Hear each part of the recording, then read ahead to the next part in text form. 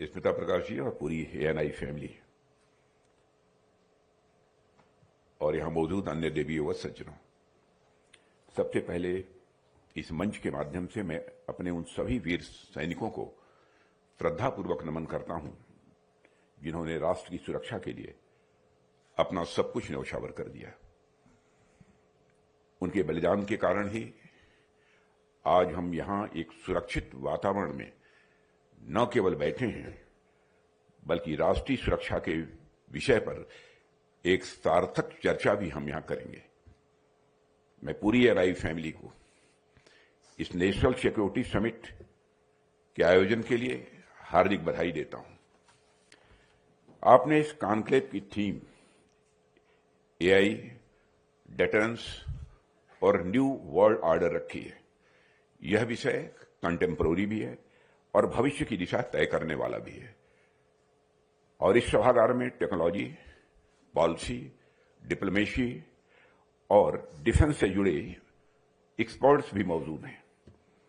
ऐसे में मुझे पूरा विश्वास है कि आज का संवाद आने वाले समय की एक मजबूत रूपरेखा तैयार करने में भी कामयाब होगा। साथियों, आपके कार्यक्रम की जो थीम है एआई, डेटरेंस और न्यू वर्ल्ड ऑर्डर, इसके ऑर्डर को मैं थोड़ा सा बदलते हुए अपनी बात यहां पर रखना चाहता हूं। पहले मैं न्यू ऑर्डर, वर्ल्ड ऑर्डर की बात करूंगा और फिर डेटरेंस पर आऊंगा और अंत में एआई की भूमिका की मैं चर्चा आप सबके बीच करूंगा। अब जब दुनिया का ऑर्डर ही बदल रहा है तो थीम का ऑर्डर तो हम बदल ही सकते हैं, क्योंकि पहले ही यह समझना जरूर है कि हम किस वर्ल्ड ऑर्डर में इस समय खड़े हैं। आप सब तो जानते ही हैं कि पूरी दुनिया में इस समय लगातार बदलाव हो रहे हैं। कहीं कन्फ्लिक्ट है, कहीं इंस्टेबिलिटी है, यूरोप में टेंशन है और वेस्ट एशिया में भी युद्ध की विभीषिका हम प्रतिदिन देख रहे हैं। ग्लोबल ऑर्डर जिन सिद्धांतों पर टिका था वे लगातार चुनौतियों का सामना इस समय कर रहे हैं। अगर मैं कहूं कि the new world order is a world with no order, तो यह कहना भी गलत नहीं होगा और न तो यह कोई कहना एग्जैगरेशन ही होगा। और आज की मल्टीपोलर दुनिया में पावर पॉलिटिक्स तेजी से हावी हो रही है। नेशनल इंटरेस्ट पहले से कहीं अधिक मुखर होकर सामने आ रहे हैं। रूल बेस्ड सिस्टम जिन्हें हमने कई डिकेड्स में गढ़ा था, आज उनकी रेलेवेंस पर भी प्रश्न खड़े हो रहे हैं। इंटरनेशनल ऑर्गेनाइजेशंस कमजोर पड़ रही हैं।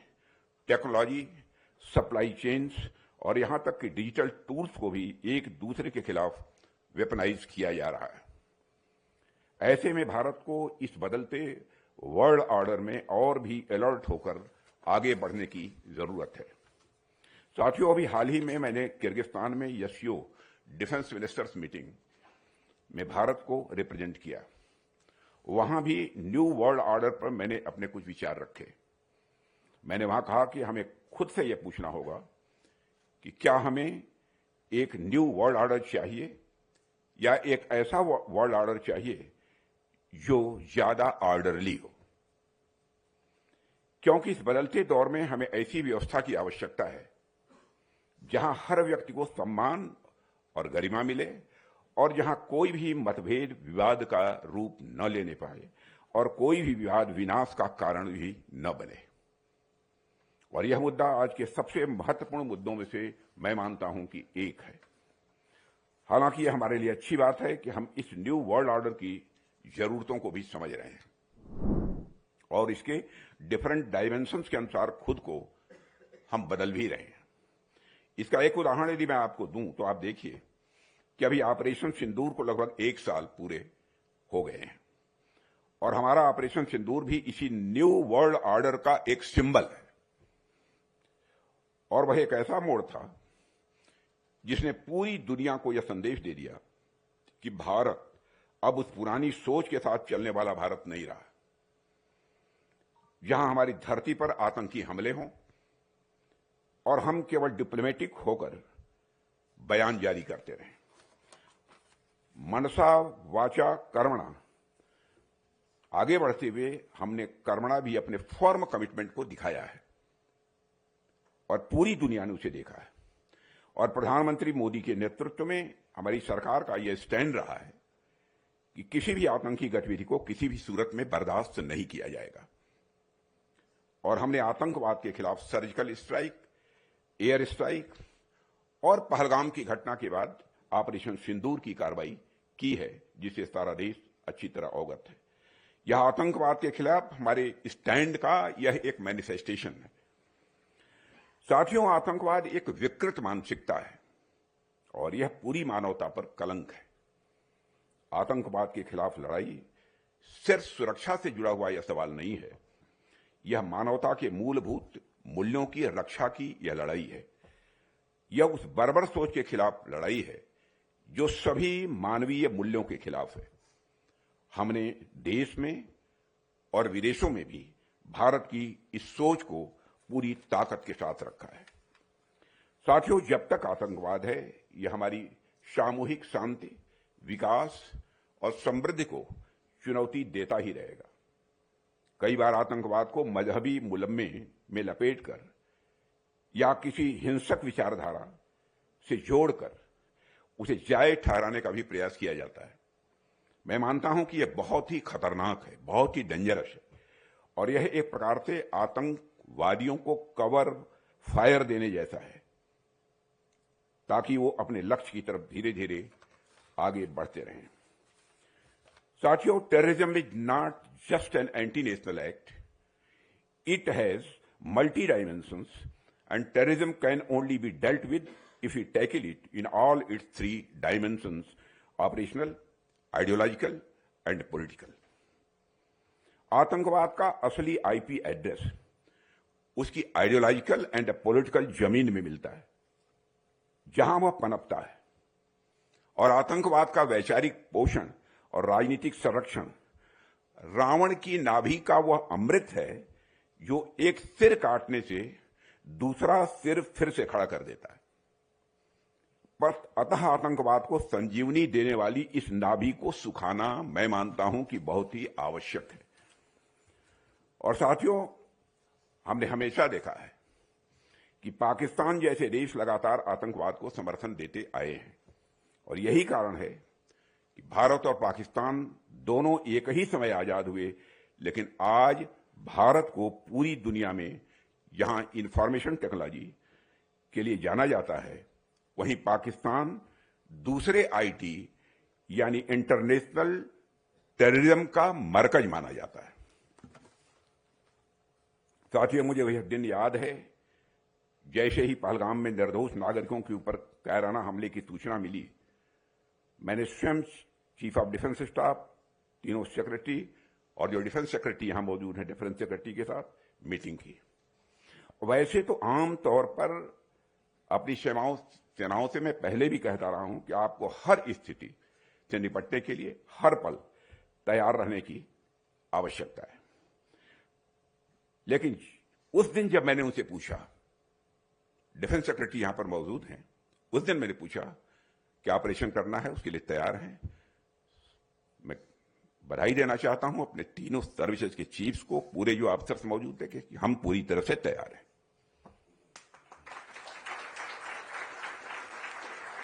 उसके बाद हम लोग प्रधानमंत्री जी के साथ बैठे, प्रधानमंत्री जी को सारी स्थिति की जानकारी दी गई और वही बात प्रधानमंत्री जी के सामने उन्होंने कहा और प्रधानमंत्री जी की अनुमति से उसके बाद फिर जो ऑपरेशन प्रारंभ हुआ उसकी आप सबको जानकारी है।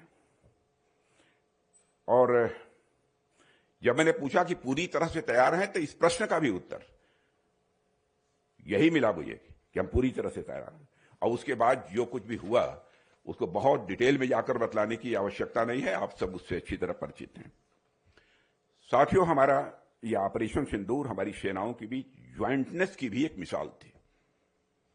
आर्मी, नेवी, एयरफोर्स सबने एक साथ और एक योजना के तहत यह दिखा दिया कि भारत की सैन्य शक्ति अब साइलोस में काम नहीं करती है, बल्कि यह एक ज्वाइंट, इंटीग्रेटेड और ग्लोबल पावर के रूप में उभर चुकी है।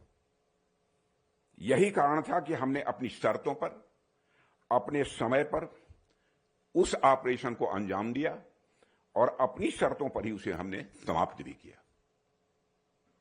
ऑपरेशन के दौरान भी हमने प्रिसाइजली उन्हीं को टारगेट किया जिन्होंने हमारे ऊपर हमला किया था। और मैं यहां फिर से स्पष्ट कर देना चाहता हूं कि हमने यह ऑपरेशन इसलिए नहीं बंद किया कि हमारी क्षमता कम हो गई थी।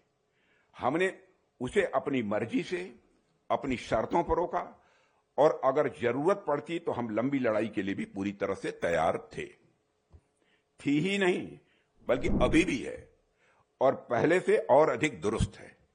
इसलिए मैं समझता हूं कि इससे ज्यादा कुछ कहने की कोई आवश्यकता नहीं है। ...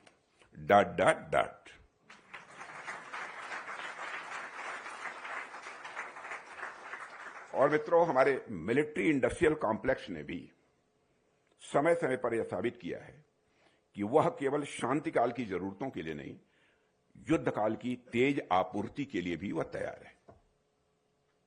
हालांकि उस बीच हमें न्यूक्लियर हमले तक की धमकी दी गई, लेकिन हम उस ब्लफ में नहीं आए। हमने उन धमकियों को नकारते हुए, कोई तवज्जो न देते हुए वही किया जो करना था, जो राष्ट्र हित में जरूरी था। और यही है न्यू वर्ल्ड ऑर्डर, यानी नई दुनिया का नया भारत। और यह वह भारत है जो दुनिया को बता रहा है कि टेररिज्म और उसके स्पॉन्सर्स के बीच कोई अंतर नहीं किया जाएगा। टेररिज्म और उसके स्पॉन्सर के बीच कोई अंतर नहीं किया जाएगा। और यह हमारे प्रधानमंत्री जी की स्पष्ट सोच है, यह उनकी नीति है, जिसने बदलती वैश्विक परिस्थितियों में भारत को भी बदल दिया है। साथियों, यदि मैं डेटरेंस की बात करूं तो ऑपरेशन सिंदूर डेटरेंस का ही एक मूर्त रूप था। डेटरेंस पर मुझे एक ही पंक्ति याद आती है, भय बिनु होई न प्रीत। बिना भय के प्रेम नहीं हो सकता। कुल मिलाकर डेटरेंस का सार यही है। अंतर्राष्ट्रीय संबंधों में भी यही सच है। शांति और स्थिरता के लिए एक पावरफुल डेटरेंस जरूरी है। भले ही ऑपरेशन सिंदूर 72 घंटों में ही संपन्न हो गया हो, लेकिन उसके पीछे की तैयारी, साथियों, मैं स्पष्ट करना चाहता हूं, बहुत लंबी थी। जैसा कि मैंने अभी कहा कि हमारे पास आवश्यकता पड़ने पर लंबी लड़ाई लड़ने के लिए भी पूरी तैयारी है। हमारी सर्ज कैपेसिटी, हमारी भंडारण क्षमता, हमारे स्वदेशी हथियारों की क्रेडिबिलिटी, ये सब हमारी डेटरेंस का आज ये हिस्सा बन चुके हैं। और इसी का परिणाम है कि ऑपरेशन सिंदूर के बाद हमारे इंडिजिनस वेपन्स, स्वदेशी हथियारों और रक्षा उत्पादों की विश्वसनीयता में दुनिया भर में एक गजब का पॉजिटिव अप्रोच हमको देखने को मिल रहा है। आज स्थिति यह हो गई है कि दुनिया के अनेक देशों ने हमारे यहां से हथियार और रक्षा उपकरण खरीदने में अपनी दिलचस्पी दिखाई है। आप आंकड़े उठाकर देखिए तो आंकड़े भी इस बात की गवाही देते हैं। फाइनेंशियल ईयर, मैं बहुत पीछे नहीं ले जाना चाहता हूं, फाइनेंशियल ईयर 2025-26 में हमारा defence export record approximately 39,000 crore रुपयों का रहा है, यानी पिछले वर्ष के कंपैरिजन में 62.66% का उछाल हमें देखने को मिला है। 66.66% का पिछले साल के कंपैरिजन में। हम इन आंकड़ों को और भी बेहतर करने की दिशा में लगातार आगे बढ़ रहे हैं, और कुछ ही दिनों में उसके परिणाम भी आपको देखने को मिलेंगे। साथियों, अभी हाल ही में मैंने जर्मनी की यात्रा भी की थी। वहां मुझे देखकर बहुत अच्छा लगा कि जर्मनी और यूरोप की बड़ी बड़ी कंपनियां, हमारे प्राइवेट रक्षा कंपनियों और पब्लिक सेक्टर यूनिट्स दोनों के साथ मिलकर काम करने के लिए बहुत ही उत्सुक हैं। और यह हमारी बढ़ती हुई क्रेडिबिलिटी का ही एक प्रतीक है। आज दुनिया में भारत की जो धाक जमी है, उसमें हमारी सैन्य शक्ति के साथ साथ डेटरेंस क्रिएट करने की हमारी ताकत के कारण भी यह वृद्धि हुई है। लेकिन साथियों, आज की दुनिया में इस डेटरेंस का स्वरूप भी तेजी से बदल रहा है। अब यह केवल सेनाओं की संख्या या वेपन्स और प्लेटफॉर्म्स का खेल नहीं रह गया है। आज साइबर डोमेन, स्पेस वार और इंफॉर्मेशन टेक्नोलॉजी भी डेटरेंस के यह अभिन्न अंग बन गए हैं। और इस पूरे बदलाव के केंद्र में एक बड़ा डिसरप्शन बैठा है, जिसे हम सब आर्टिफिशियल इंटेलिजेंस के नाम से जानते हैं। साथियों, आर्टिफिशियल इंटेलिजेंस का जो अपना इतना विस्तार हो चुका है कि धरती से लेकर आसमान तक इसकी यूटिलिटी हो गई है। यानी कहीं भी देख लीजिए, health care, education, tourism, transportation, ऐसा कोई क्षेत्र नहीं है जहां की एआई की मौजूदगी न हो। लेकिन मैं मूल रूप से रक्षा क्षेत्र में इसकी उपयोगिता पर ही बातें करूंगा। डिफेंस सेक्टर में आर्टिफिशियल इंटेलिजेंस का उपयोग कहीं अधिक व्यापक और गहरा है, और भारत की आर्म फोर्सेस तथा हमारी सरकार इसकी गंभीरता को भी अच्छी तरह से समझती है। हालांकि मैं इस खुले मंच से पर सब कुछ नहीं बता सकता, लेकिन इतना मैं अवश्य कहूंगा कि ऑपरेशन सिंदूर में ब्रह्मोस जैसी हमारी अत्याधुनिक मिसाइल प्रणालियों से लेकर हमने सर्विलेंस प्लेटफॉर्म्स तक हर जगह एआई का प्रभावी इस्तेमाल किया है। इससे हमारी प्रिसीजन और मारक क्षमता को नेक्स्ट लेवल का बनाने में कामयाबी हम लोगों ने हासिल की है। बड़े ऑपरेशंस की जानकारी तो फिर भी आप सब तक पहुंच जाती है, पर कितने ऐसे छोटे ऑपरेशंस और प्रोसेसेस होते हैं जो खतरा आने के पहले ही एक्टिव होकर उसे खत्म कर देते हैं, और आप आम जन तक उसकी भनक भी नहीं लगने पाती है।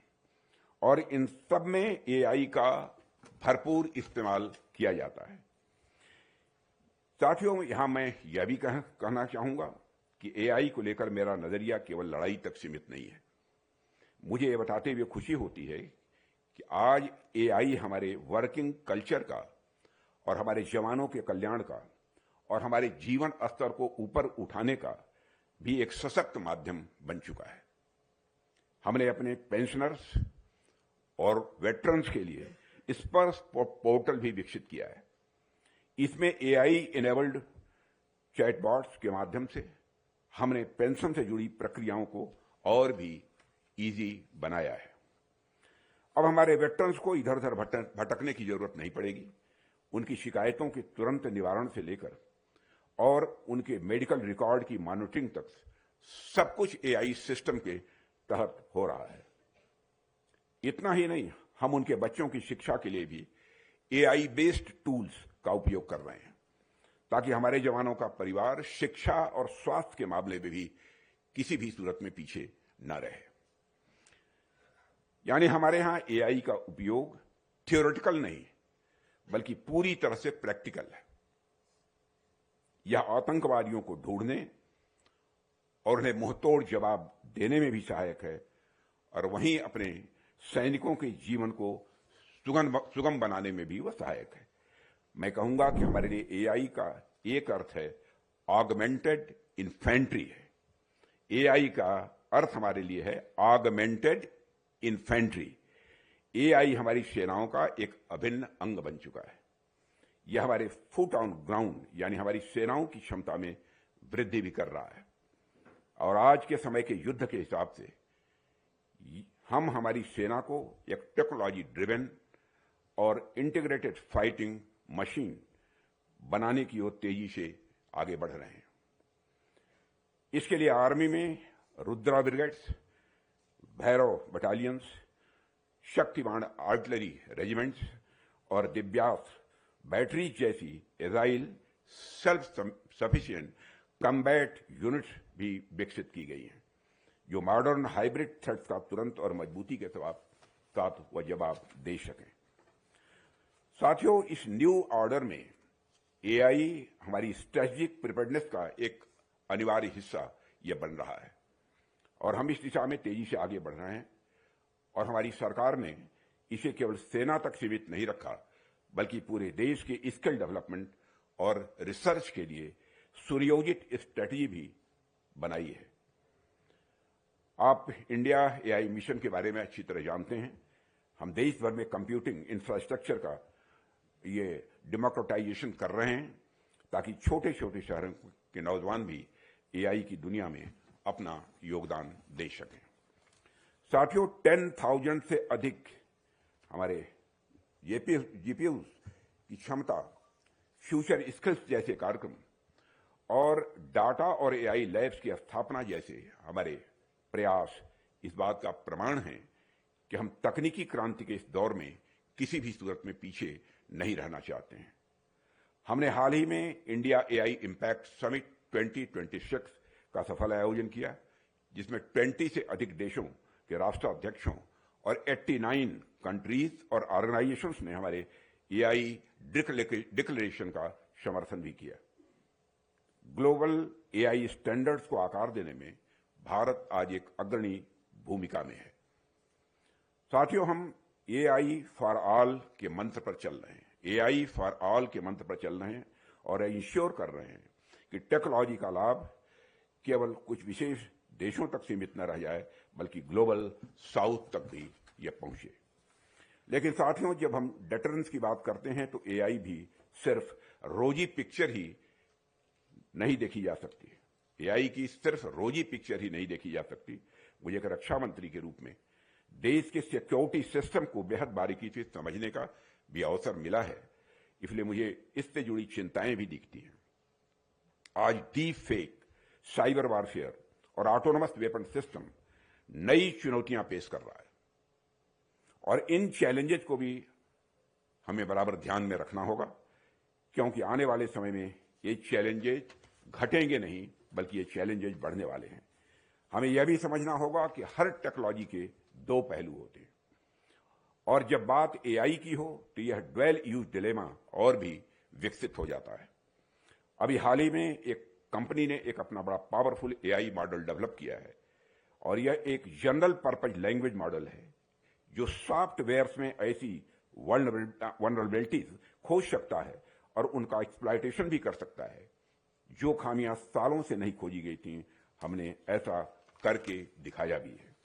अब आप सोचिए कि यही मॉडल जो आपको बैंकिंग सिस्टम, आपके हॉस्पिटल्स, आपकी जो बिजली ग्रिड की सुरक्षा को मजबूत कर सकता है, वह गलत हाथों में जाकर पूरे का पूरा बैंकिंग इंफ्रास्ट्रक्चर या मेडिकल सिस्टम को भी वह ध्वस्त कर सकता है। मैं इसे हमारी पौराणिक कथा के भस्मासुर जैसा मानता हूं। मैं इसे हमारी पौराणिक कथा के भस्मासुर जैसा मानता हूं। भगवान शिव ने भस्मासुर को वरदान दिया कि वह जिसके भी सिर पर हाथ रखेगा वह भस्म हो जाएगा, लेकिन वही शक्ति स्वयं भस्मासुर के लिए खतरा बन गई। ठीक वैसे ही आर्टिफिशियल इंटेलिजेंस अगर अनियंत्रित हो गया तो जिसे हमने अपनी सुरक्षा के लिए बनाया वही हमारे विनाश का कारण भी बन सकता है। यह बात भी हमें ध्यान में रखनी होगी। इसलिए हमारा प्रयास हो कि आर्टिफिशियल इंटेलिजेंस हमें राह दिखाने वाली शक्ति बने, न कि राह भटकाने वाली शक्ति बने। एआई हमें आगे बढ़ाने वाली शक्ति बने, न कि पीछे ले जाने वाली शक्ति बने। एआई हमारी स्ट्रेंथ बने, न कि हमारी वीकनेस बने। और इसीलिए मैं कहता हूं कि हमें एआई का सिर्फ उपयोग ही नहीं करना है, बल्कि हमको एआई को सही दिशा भी देनी है। साथियों, कलेक्टिव एफर्ट से और इंटरनेशनल कोऑपरेशन से ही आर्टिफिशियल इंटेलिजेंस की शक्ति का सदुपयोग कर पाएंगे। और मुझे इस बात की खुशी होती है कि हमारा देश इस दिशा में तेजी से आगे बढ़ रहा है और भारतीय अब न केवल नए नए मॉडल ला रहे हैं, बल्कि ऐसे भी मॉडल ला रहे हैं जो दुनिया के किसी भी मॉडल की तुलना में कहीं बेहतर हैं। और एक रक्षा मंत्री के रूप में भी मैं यही इंश्योर कर सकता हूं कि battlefield surveillance, autonomous systems, logistics optimisation और कमांड डिसीजन सपोर्ट तक में एआई के रोल का हम बड़ी बारीकी से अध्ययन कर रहे हैं। सुदर्शन एयर डिफेंस के बारे में आप सभी ने सुना होगा, कुछ लोगों को जानकारी भी होगी। एक बहुत बड़ा और महत्वाकांक्षी यह प्रोजेक्ट है जो आर्टिफिशियल इंटेलिजेंस के बेहतरीन इस्तेमाल का एक बड़ा उदाहरण है। और हमारी आर्म्ड फोर्सेज ने एआई, मशीन लर्निंग और बिग डाटा साइंस का उपयोग करके इमर्जिंग एआई बेस्ड चैलेंजेस के अनुरूप अपनी क्षमताओं को मजबूत करने का एक रोड मैप भी तैयार किया हुआ है, जो आने वाले भविष्य में उन्हें और भी एकोमोडेटिव बनाने में कारगर साबित होगा। इस तरह की न्यू इमर्जिंग टेक्नोलॉजी से हमारा देश न केवल और अधिक सुरक्षित होगा, बल्कि वह और अधिक सशक्त और समृद्ध होगा, ऐसा मेरा विश्वास है। साथियों, यह हम सबके लिए प्रसन्नता का विषय है कि भारत में आप लोगों द्वारा ऐसे मुद्दे पर कॉन्फ्रेंसेस आयोजित किए जा रहे हैं, चर्चाएं हो रही हैं। आप सबकी बातचीत से निश्चित रूप से हमारे लिए एक नया रास्ता भी मिलेगा, एक भरोसा भी निकलेगा, और मैं आप सभी को तथा पूरे एएनआई परिवार को इस कॉन्क्लेव के लिए अपनी तरफ से हार्दिक बधाई देता हूं, और एक बार फिर से हमारे देश के शूरवीरों को नमन करते हुए और उन सभी वैज्ञानिकों, इंजीनियर्स और उद्यमियों का आभार व्यक्त करते हुए जो हमारी सुरक्षा को अभेद्य बनाने में अपना योगदान देते हैं, दिन रात जुटे रहते हैं, मैं इस कॉन्क्लेव की सफलता की कामना करते हुए अपना निवेदन समाप्त करता हूं।